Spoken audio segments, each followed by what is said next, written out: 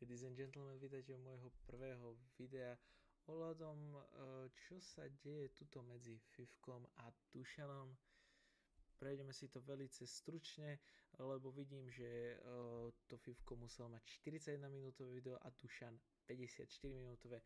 My to preberieme rýchlo friško v okruhu 6 minút a porozprávame sa ohľadom všetkých problémov, vyjasníme si, čo sa to tu deje a nemusíme tu počúvať hodinu o nejakých blbostiach medzi nimi a o nejakých výhovorkách, nepočutiach a takéto. Môžeme sa hneď do toho pustiť. Ja to dám do takých skratiek a nebudeme púšťať si moc túto z Dušanového videa moc, lebo má tu rovno aj toho Fifka. A pustíme sa hneď do toho, mám tu spísaných pár vecí, do ktorých by som sa veľmi rád pozrel. Hneď tuto máme problém medzi Fifkom a Dušanom. Vzniklo to ohľadom toho, že Dušan reagoval na Tariho, Fifko reagoval na Dušana, Dušan reagoval na Fifka, Fifko reagoval na Dušana a stále to do kolečka, stále niečo. Fifko reagoval hlavne na to, že Dušan hneď pouznačil na to, že koľko má to dievča rokov, keď neviete, Tari bol v klube, viacej si dával pusy so slečnou a tým sa to spustil na neho taká lavína, že čo sa stalo, je to otec a na jednej strane sú ľudia, kde ho podporujú, že by proste mal nejak vyventilovať sa, sme len ľudia, a na druhej strane, že by mal to viac sprať v ohľadu, že je youtuber, točí na nejaké pre deti väčšinou a má aj vlastné dieťa, takže by sa mal aj tak správať. A tu ani moc neboli žiadne také veľké problémy, každý má nejaký názor, nejsme všetci rovnakí a preto je to zaujímavé. A treba si to trošku vydiskutovať a treba sa do toho nejak pozrieť aj z tretej strany. Tuto Fifko na neho reagoval, že proste Dušan hneď využíval vek. Môžeme si to pustiť. Cez videa, lebo nemôžeme si skákať do reči, nemôžeme sa doplňať, takže proste radšej nepochopil, neviem. A to má koľko rokov podľa teba inak? Jediný človek, čo riešil vek tej typkyne, za mňa totálne zbytočný, ja neviem, mne sa ako nepáčia moc Dušanové reakcie, akože moc som ich nevidel, ale tieto som videl, ty bol napríklad, čo sa Ako ja si myslím, že riešiť vek čajky, s ktorou sa Tari olizuje alebo oblizuje ksicht v podniku, je to relevantná otázka. tu mám hneď dve výhrady. Áno, keď to takto prerušíš, tak to môže vyzerať tak, že mi jedno koľko má rokov. Môj point bol v tom, že sa do neho obul ešte predtým, ako vôbec začalo to video, len videl tú typkyňu a hneď. Áno, tu je hneď toto riešenie, že hneď sa obul. Je dôležité aj hlavne tej terajšej dobe riešiť ten vek prvorade, myslím si, a není vôbec zlé, že to riešil prvorade, nemal by nejak si to vysvetľovať, nemusel by to ani nejak vysvetľovať. Proste je to prvoradé, áno. Keby typkyňa mala 16, tak je to dosť zlé, ako popravde. Tari má 31 rokov aktuálne, nejak v novembri, má teraz narodky, všetko najlepšie, alebo mal, presne neviem. A teraz sa to rieši strašne, že ten vek, áno, je to dosť dôležité a malo by sa to primárne riešiť. Hneď prvá vec proste. A to je jedno, že toto je Tari, neviem, akokoľvek dobrý človek, to je jedno proste. Myslím si, že to je hneď dobré riešiť, Dušan zareagoval, potom Fifko sa vyjadroval, tam si to môžeme ešte pustiť.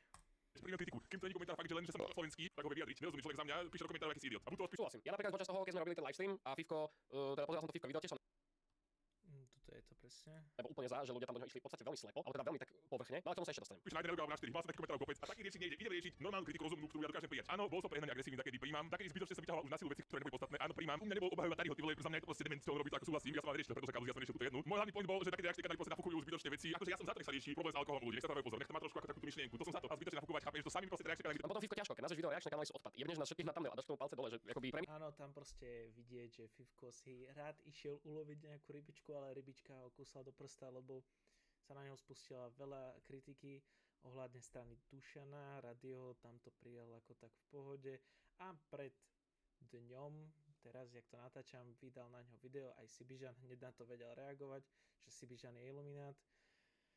No, také bežné videjko od Fifka.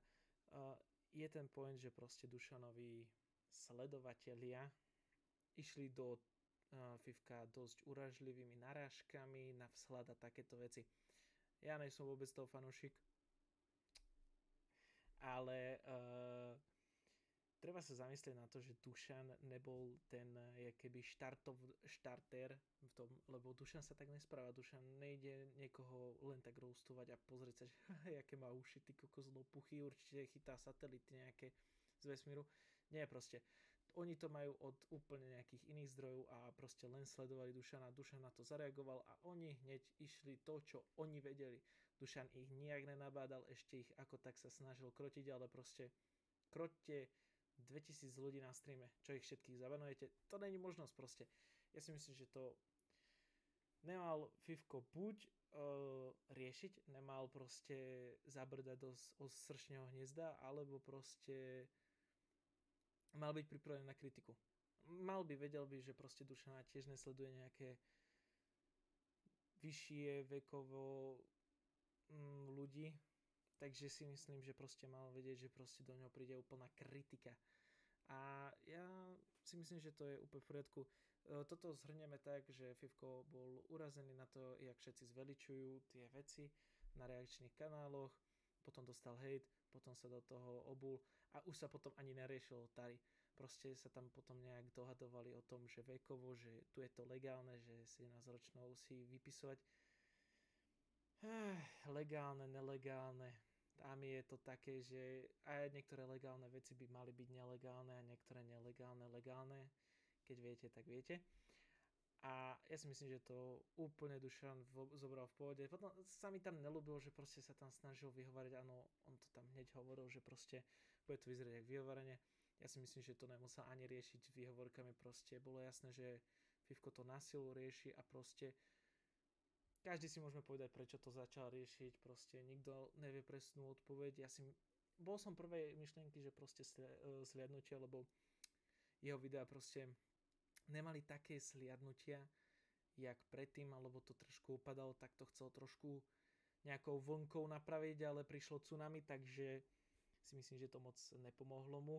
Aj keď, jak sa hovorí, zlá reklama je tiež reklama. Takže je to také rovnaké. Potom tam riešili Asimistera Fiziho thumbnaily. To si myslím, že môžeme rýchlo preskočiť, že proste u Asimistera to riešilo súkromne, u Fiziho videa natáčal na ňo. Áno, je to pravda, ale zase povieme si pravdu, kto nerýpal do Fiziho. Bolo to prvé vidieť, že proste mierí to na deti, ale proste veľa ľudí mu keby tak trošičku závidel, že proste vie marketing a proste to rieši proste dobrým smerom. A ja si myslím, že to rieši fajn, keď nerobí žiadne problémy ani nič na verejnosti sa neukazuje ako nejaký imbecil alebo nejak nenapáda ľudí, tak si myslím, že úplne v poriadku proste nejaké videá pre deti. Musí to byť. Niekto to musí robiť. A tuto máme ešte efektívne. A sme to prešli, sa mi zdá. Všetko sme si prebrali, tuto sme si riešili, tuto riešili aj doktora Disrespekta. To si myslím, že je úplne nejaká iná vec. Tam to bolo v pare proste nejaká jednorazová, doktor Disrespect bolo úplne keby z časti rovnaké, z časti nerovnaké. Ja si myslím osobne, že proste doktor Disrespect tam už to bolo dlhšie nejak. Malo to sa tak shutdownuť.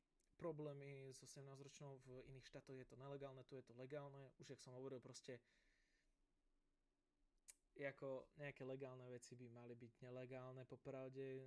Mohlo by sa tým zamedziť popredu nejaké problémy a myslím si, že je to také vyriešené, z komára robili somára, proste nezhodli sa v tomto, v reči a museli robiť strašne dlhé video. Ja som to tu nasekal na 11 minút, moje preseky a takéto to bude 5 minútové video. Shrnul som to proste, áno, bolo to viac na ich osoby, takže sa mali k tomu vyjadriť, ale myslím si, že to trošku prehnali, ale riešili tam aj viacej informácií, takže cca by to bolo také 30 minútové video ohľadom Fifka a Dušana. Je to medzi nimi. Ja som sa rád k tomuto zapojil a vidieť to z tretej strany. Aj dúfam, že si niekým z vás toto video bude u konca. Rád by som poďakoval, keď ste to videli a nepoznáte ma, vidíte ma prvýkrát, je to taká horšia kvalita, ale je to prvé video, rád by som začal natáčať. Všimol som si, že si Bižan natočil na Fifka a mohli by sme to dať trošku pokračovanie, keby niečo dám nejaké informatívne video ako druhé. Trošku by som sa to snažil zlepšiť, lebo nie je to kvalita ako by som chcel. Bolo to také dosť narýchlo a myslel som si, že to bude také fajn z tretej strany. Myslím si, že nikto tu nerobí tak, jak ja vidím tieto informácie. Toto bolo len tak zrýchla, zinformačná a rád by som to nejak zlepšil a posúval ďalej, jak sa hovorí, s dobrou náladou. Majte sa a uvidíme sa, dúfam, že u ďalšieho videa.